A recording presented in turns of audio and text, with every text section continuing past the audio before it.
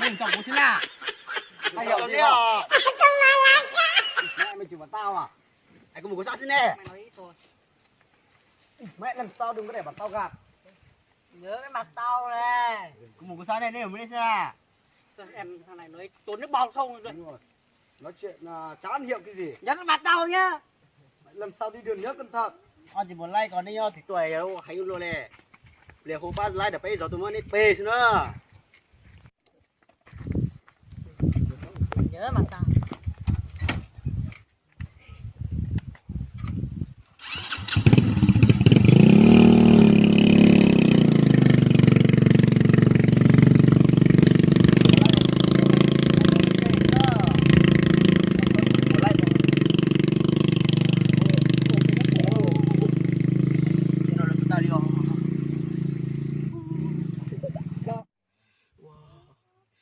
lại giờ mất về mó luôn liền.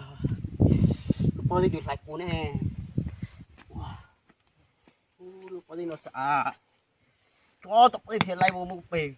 Ôi như chán. Giờ cô tôi lo ta đi. Thế là còn ta cha chỉ tao thế liệu. Bố lỡ, bố mày thì nhớ là ba cụ theo.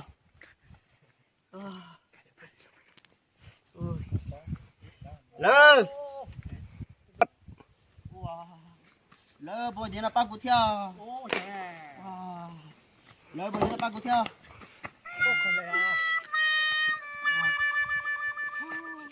ôi trời cơ Thì lỡ. Tao có lại bể của ấy thì nó xả à. cô nè Lại một thằng là bể à. thấy sao bên à Ta lại tụi mình có phục còn nó lại chỉ có thể lại một bể lại một thằng bể à. Ôi. Lại in dữ của nó. cô nè đi chọn lấy một Ô, cho nó bỏ lại một đế là đầu máy một đã do sẽ lỡ nhân ra thì lỡ lại ta cái bé mà một cá rồi. cô lên con lọc Máy nó thì là cái đầu một xe. Cái ba cháu nó treo cú. Nó Mày thì á? nó cháu cháu xí liền. ô Nó thì là lấy lúc máy lúc nào này. Hả? Cú hôm một lấy hả? Cơ mà nó sẽ hồi là hay còn lấy tê lấy tôi ta cái bé mới lấy bé mà một chỗ cá. ô con lọ ơi tụi cứ tao nó lấy thùng tao nó co sát hay là lấy thẻ lỡ nếu tao có ai lấy lùi tao có lỡ mình thấy lấy lùi mình bắt tao á tao ấy cá lọ đấy à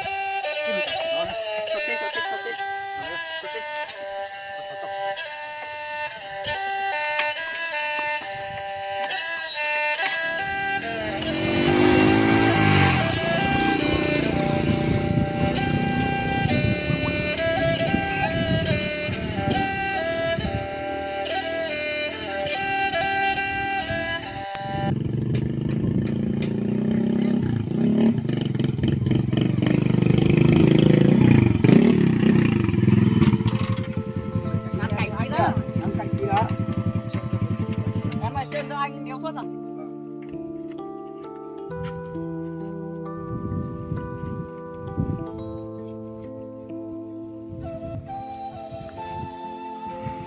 Không.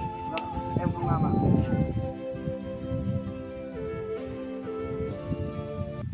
Alo ạ. Vâng em à. Vâng ạ. Vâng em đang đến trên này rồi ạ. Vâng thì anh xuống ngay bây giờ nhá. Vâng. Vâng. Vâng anh xuống ngay bây giờ mà. Vâng. Vâng anh đang ngắm cảnh thế này thì anh xuống ngay mà.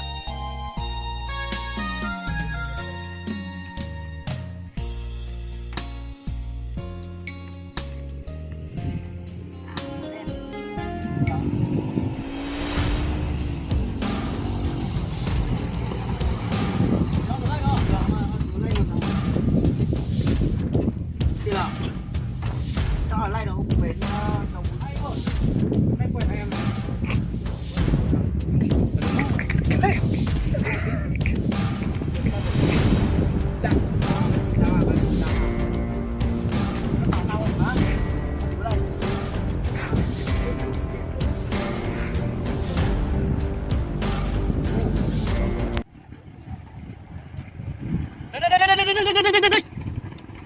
dừng lại cái tan đó từ cái đi tiếp ạ. Thì là tao lấy 10 triệu lấy nó này. Tao lấy bây giờ. Nó nè. Luôn. Biết không? Đi đâu? Biết không? Đi đâu? Em về đi. Có đấy. Mày tao lên luôn cho đây. Mày kia. Đi đâu rồi? Lên, chú nó.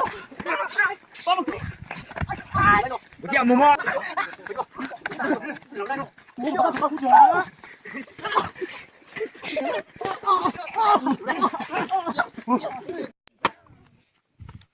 Từ nay trở đi mà đừng có gọi tao là người mèo nữa nhá. Nhớ chưa? Tao phải cùng mau rồi đi. Để chúng lại còn phải cùng mau rồi đi. Tao có một số. Có chơi không? Tụi lại về chưa?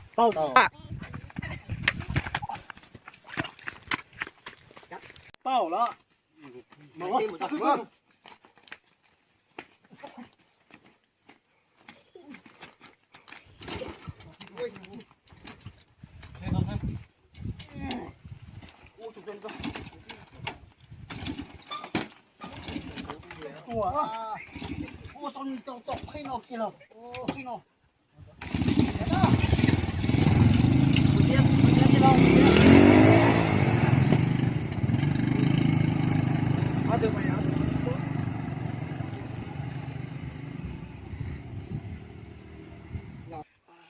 Anh ơi, anh có bị sao không?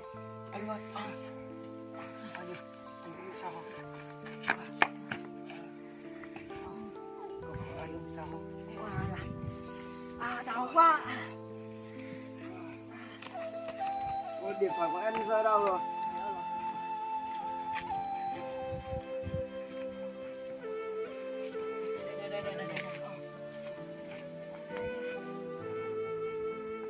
Đây. Alo mấy anh à? Em nói cho. Alo đại ca.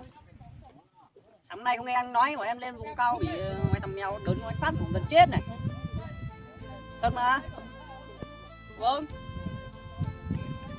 Mày thấy em gần chết rồi đây này. Phải lên không? Rồi ok, bởi em đang ở trên đồi mèo, cái bản mèo mà có mấy cái đồi nổi tiếng đấy. Rồi ok, em sẽ lên đuổi nhá. Rồi ok. Thế nhá. Chào đại ca.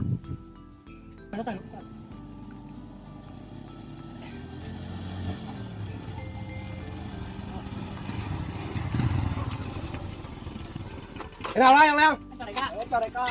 Thế nào? Gì? Đấy hả? Đây phải em đi chơi vậy. Có mấy thằng mèo nó đánh bọn em ạ. Vâng, đi đâu rồi? Vâng, mấy thằng mèo nó về rồi anh ạ. Sao như đánh với mày? Hả? Anh ấy tao chuột. Đi. Lên em. Cáp. Anh trên. Đây. Đi chào thằng này. Đây.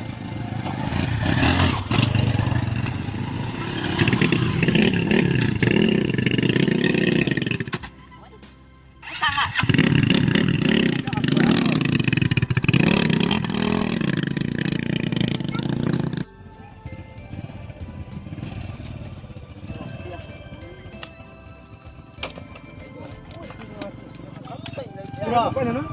Xong đấy về to.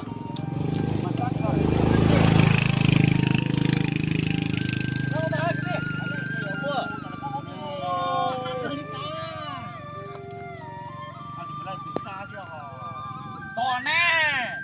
Một chục khối nè.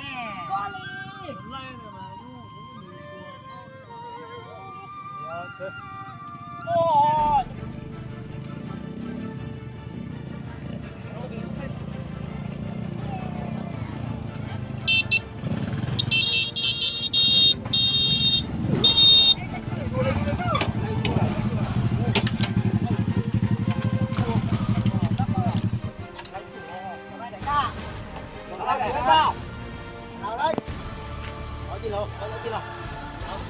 Em đâu hết rồi.